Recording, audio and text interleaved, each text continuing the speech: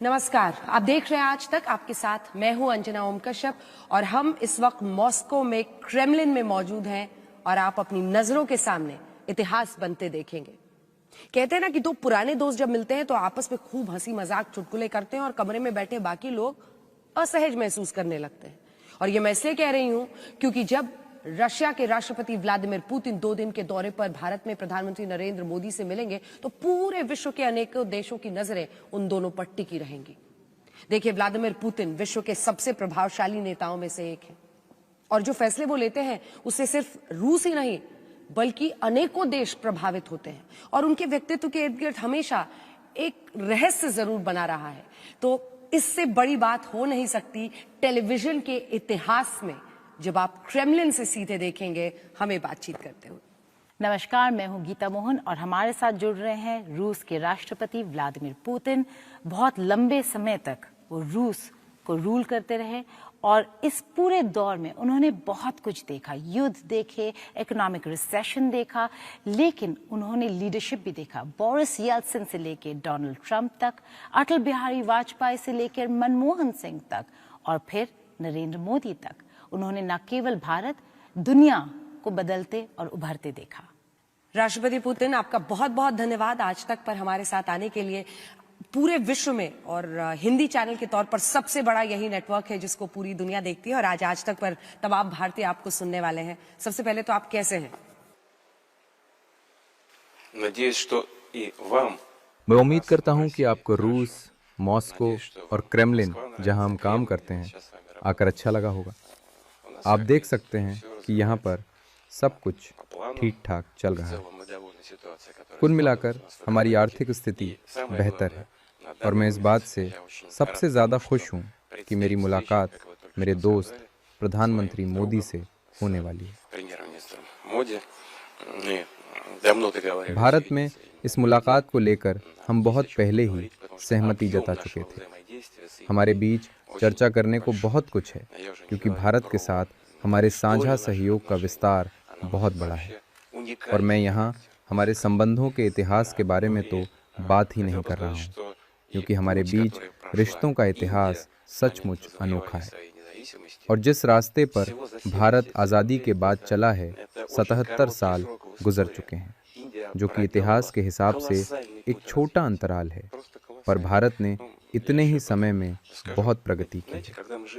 मैं इसके बारे में और बात करूंगा, मगर जब वर्तमान में हम खुद को देखते हैं तो इतना बदलाव नजर नहीं आता, पर जब हम पीछे मुड़कर देखते हैं तो हमें ये किसी बड़े चमत्कार से कम नहीं लगता। ये शायद कम लोगों को पता हो कि भारत में अब लोगों की जीवन प्रत्याशा पिछले 77 सालों में दोगुनी से ज़्यादा हो चुकी है। हम इस बारे में बात करेंगे, पर यह कहना सही होगा कि भारत के साथ हमारे संबंध अब नए आयाम छू रहे हैं। We will talk about longevity in some time from now. मुझे बहुत खुशी है कि मुझे प्रधानमंत्री मोदी के साथ मुलाकात का मौका मिल रहा है और ये केवल व्यापार के लिए ही नहीं है। हमारी ये मुलाकात व्यक्तिगत स्तर पर भी बेहद अहम है। That's an important point to make, but my question to you now would be about defense. And India continues to be the biggest defense buyer. Roughly 38% of the market from Russia is bought by India. My question to you, sir, is in view of the sanctions by the US or the tariffs they have laid on India, the arm twisting methods that are being adopted, and I name it's America. How do you plan to circumvent all this? Will you pull back or push harder?